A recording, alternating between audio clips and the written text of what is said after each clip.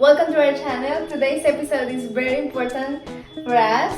We're gonna share our most honest experience being married for a year. Yes, we got married a year ago in Mexico. If you don't already know, we eloped with a few friends. We have a video. Like 4 dogs, 8 friends, a baby. We're gonna beautiful experience. We're gonna put the link of that video at the end of this episode. You can check it out. Yeah. We're Josiah and Lauda, and we exchanged traditional comforts for a life filled with adventure, peace, and freedom when we moved into our van Paz in June of 2021. Join us as we explore alternative ways of living outside the system. For me, the most important or the most useful advice I got this year was that everything we're going through is normal. I have 2 friends in particular that were really helpful in just encouraging me and reminding me that all of the difficult moments, it's normal. This feeling of it needing to be this honeymoon stage for the first year of being married, like that's crazy. But maybe for some of you or other people out there, that's how it was. But for us, it has been very difficult, has been very tough, especially because in my case, I wasn't prepared for this. I never thought about being married or getting married at some point in my life. I never dreamt about this.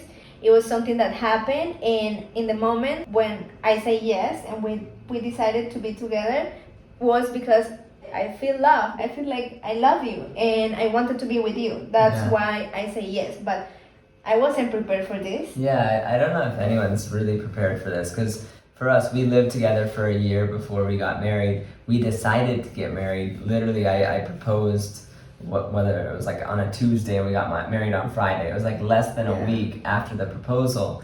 And a large part of it was because if we wanted to be together, that's what we needed to do with the laws in the US and immigration and all these things. Yeah, but that's not romantic.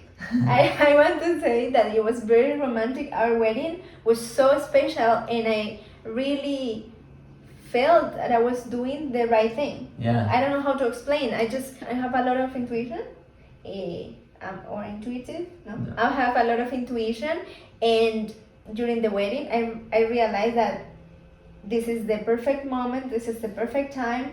And I'm doing what is correct in my life. I don't know how to explain it. I just something that I feel. I think that it's fair to say that we both still feel that way, but it's important to still talk about the difficulties we've had, because just a couple days ago, one of my friends was telling me like, wow, you're already celebrating 1 year of marriage. Like, it went by so fast. And I'm like, no, not really. No. Like, it was a long year in the most beautiful way. Like, we did so many things. We were able to travel. We started this channel. Yeah, the thing is that we didn't take the time to internalize those experiences. Yeah, we weren't processing them. We were just having more and more and more and more. Exactly, because as soon as we get married, we started this tiny house in Colombia. We have a whole playlist, you can check it out. But I feel like I was in the moment. I was integrate. Exactly, yeah. And I remember this friend also asking me like, how is this year been for you? And I feel like 5 years have happened. Mm-hmm. And it's because all the growth and all the new experiences that I never thought I would have. Yeah. I remember like a friend of us told us, like, you go through seasons in your life. One of the seasons is growing on your own, and the next season is finding a partner and growing together. And I feel like that transition, like I kind of felt like I figured out being on my own. I figured out like I get to grow at my own pace. I can anticipate like the difficulties and kind of move around the obstacles. And then you get married or you're in a serious partnership, and it's like you realize that there are a lot of work to do. And it's not on your terms. It's like when things come up, things come up. Mm-hmm. When your partner's working on something and she's going through it, like you're right there with her, whether you choose to or not. Especially in a relationship, right? Because there are a lot of relationships where the partners, where each one of them are working, and they don't have a lot of time together. We are spending like 24 hours together. Literally. Yeah. Like all of our time. Yeah.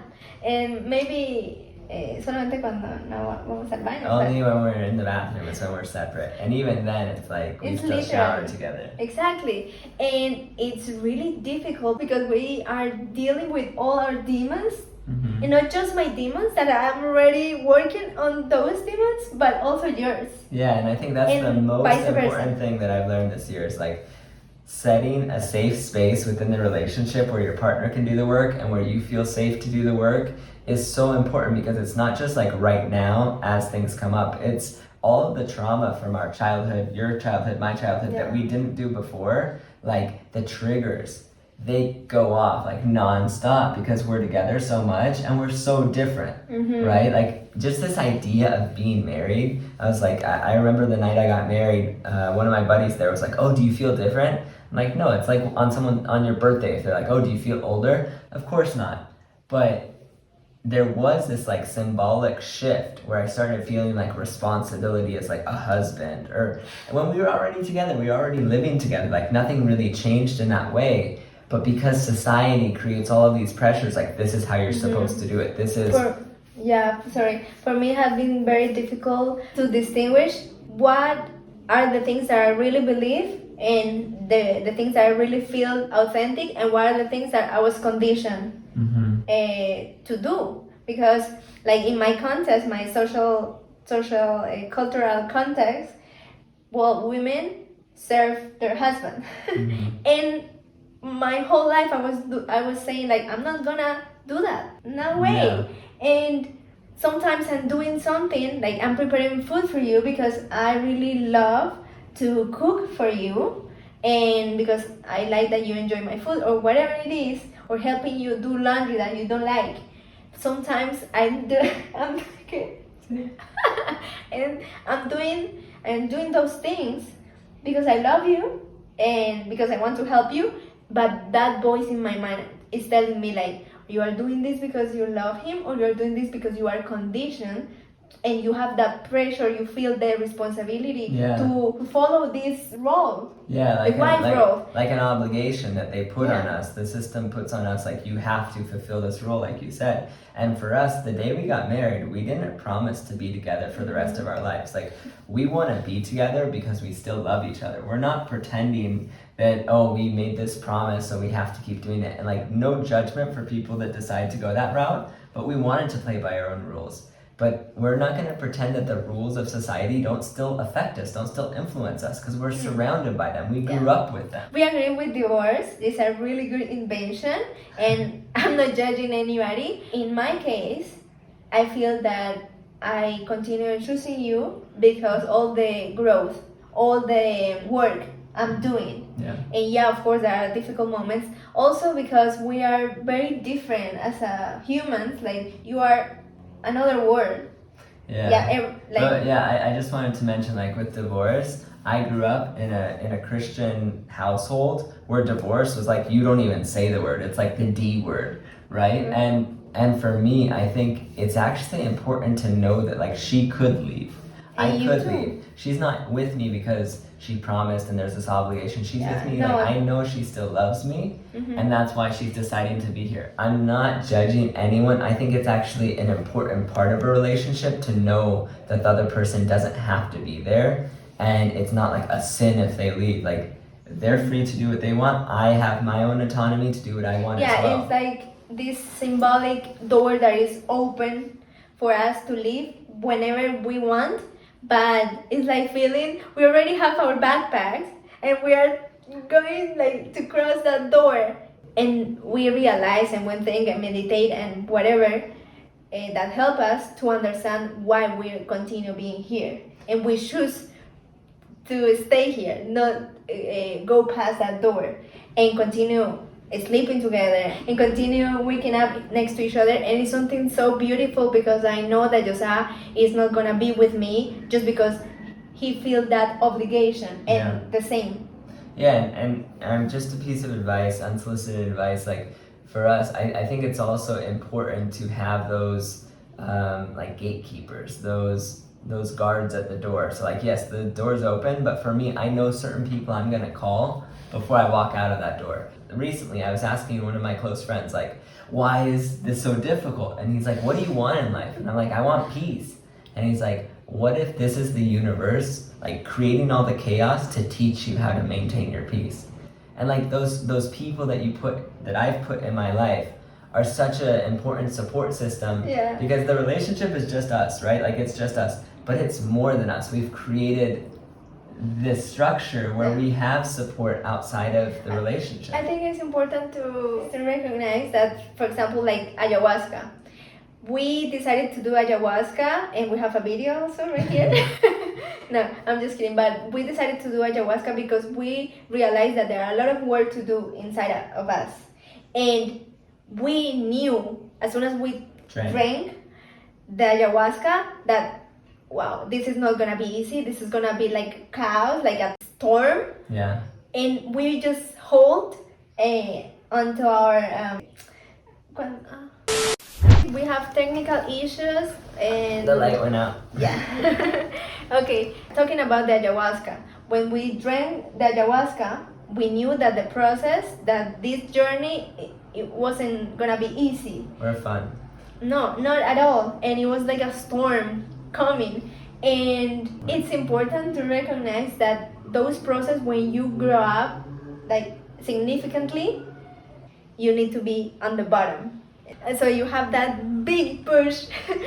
I saw this meme, like how is healing and overcoming all the demons. And it was like this little girl in a roller coaster. It's like the roller coaster that you get on, and you're like, I'm too scared, I don't want to get on. And then you get on, and it's like, I want to go again, I want to go again. And it's like, not that the fear goes away, like it's still there as you're going up, but there's such a big payoff. And like for us, there have been real difficulties. This year has been a huge growing experience, and there are learning pains that come with that, but it's been so rewarding. Like, I so appreciate you in my life. I so appreciate how you've supported and helped me grow as a person, and that we've been able to create this space where like the communication isn't always perfect. We come from very different cultures. We are very different, but we're doing the work. We agree with a lot of things. We have things in common, but as a person, like as I said, you are a different planet. I'm completely different. Yeah, I'm a Virgo. She's a Pisces, and whether it's a coincidence or it's actually because of the month we were born, we are so very different. Exactly. I'm like a fish, and Josiah is like a monkey. This is not like an inside thing. Like, we always talk about like how I'm the monkey and she's the mermaid, and she just like follows the warm water and she doesn't think about it, and she just gets to where she's meant to be without even knowing where she's going. And for me, it's like, okay, I have to get the bananas. I'm gonna go from this tree to this tree to that tree, and come on, like I have to get the mermaid to come with me. And she's like, I don't have your tail. Yeah. Yeah, I think it's so important. Like, one lesson that we've learned is like understanding that I'm doing the work for me and she's doing the work for her, and just trusting the universe that we're both going to end up where we need to be and connect on the top of the mountain or at the bottom of the water or wherever it is, even if it doesn't make sense because monkeys don't like water or mermaids don't have legs. Like, it just works. Yeah, and not just trust the universe, trust your partner too. Trusting is a really important part in any relationship, and I feel like I'm working on that part. It hasn't been easy because I have a lot of things that I have to overcome or accept that those things were part of my life, and now you are a completely different person. And trusting that anything you said to me or any advice is from a place of love. Yeah. Because it's easy to get upset and to feel attacked. Yeah, get defensive. Especially because we know about our demons, right? And we know the best and the worst of each other. So in order to help me, you have to touch those buttons, like to touch those triggers, so I can overcome those triggers. But it's easy to feel attacked. So trusting that what you are doing is what you think is the best for me, and you do it with love, is very important. Yeah, and I just I saw this meme, I think this morning or yesterday, and it was like, if you don't heal your childhood traumas before you get in a relationship, they will appear in the relationship. And that is the truest thing. I mean, yeah, and I'm not saying that it's easy. I'm not saying don't get in a relationship until you heal everything. Just understand, like, it's gonna be difficult and it's gonna come up because I'm trying to do my own work with healing within myself, but also like work together within the relationship. And those are different things. And yeah, triggers are something that it's easy to feel like the other person is bad or wrong for, you know, affecting me in this way. You're making me do this, or you're making me feel this way. And I'm not trying to teach anyone, because like I'm trying to figure it out myself. But it's beautiful to shift the perspective and be like, thank you. Like, I'm learning to be peaceful, or I'm learning to be more loving, I'm learning to be more patient because you're helping me in this way. Like, we're sharing all of these difficulties with you because we think it's important to be authentic. We feel it's important to be raw and to share everything. And not just because it helps us to talk about it, but also like we hope that there are people out there watching that are like, wow, I thought that this was supposed to be perfect, but it's really hard. It is. And after all these conflicts, people question or ask themselves, like, why are you still together? Why you don't like go separate ways? And I was reading the other day this article that is a part of a book and talk about the liquid society we are living. It's a society where everything fluid, everything is don't last. I'm not an expert in this topic, but is the reality nowadays in our generation. We are not like the past generation that like being with someone for the rest of your life. And I'm not saying I want to be like that, but also I can recognize that there are some aspects about the liquid society that I don't want to follow. And I think we've all experienced some form of this liquid society where we're lost scrolling, where our attention spans are just going from one thing to the next, where we're moving on to the next relationship. Exactly. And it's like, I see the other extreme in maybe 2 generations ago where it's like, it's a sin to leave your partner, you're going to stay with them even if they're beating you. It's like, I've seen those generations and I don't advocate for that. I think that, you know, it's great to leave if you don't feel love or you're not having the experience you want in your life. But I do think it's worthwhile to understand the influences of this liquid society where everything's constantly changing, where nothing's permanent. Nothing matters. Like, relationships are so superficial because you are starting a relationship and the first problem or issue or difficulty that you are going through, you just said like, no, I'm not gonna deal with this. I'm going to find another person. Yeah, and it's easy to like just stay on that first level, right? It's like once you hit that first, you know, like a video game, that first boss you can't go past, it's like, oh, I'm gonna, you know, start over, and I'm gonna start over, and I'm gonna start over. And it's like, at a certain point, the only way to get to the next level is to beat that boss and get to the next one and get to the next one. And each boss is more difficult. I believe that my opportunity is to go more deep in this relationship because it's worth it, because there's a payoff. My conclusion for this last year that we have experienced together, I feel like I have a lot of work to do and I want to continue doing the work, and I have a lot of love to offer, and that's why I choose to be here and choose to be with you every day. And yeah, we just wanted to share our most honest yeah, and be vulnerable. Like, this is not easy for us to share. We've gone back and forth about, should we share this, should we not, is it too personal? Like, I like my privacy, but I truly feel like someone out there will see this and feel like it supports them in their journey. And if it does, you know, leave a comment. If you have advice for us, leave a comment. If, you know, just leave a comment, whatever. And don't forget to subscribe to our channel to continue watching our journey. We have a lot of videos to share with you, and hopefully you are gonna connect with some of them. And see you next time.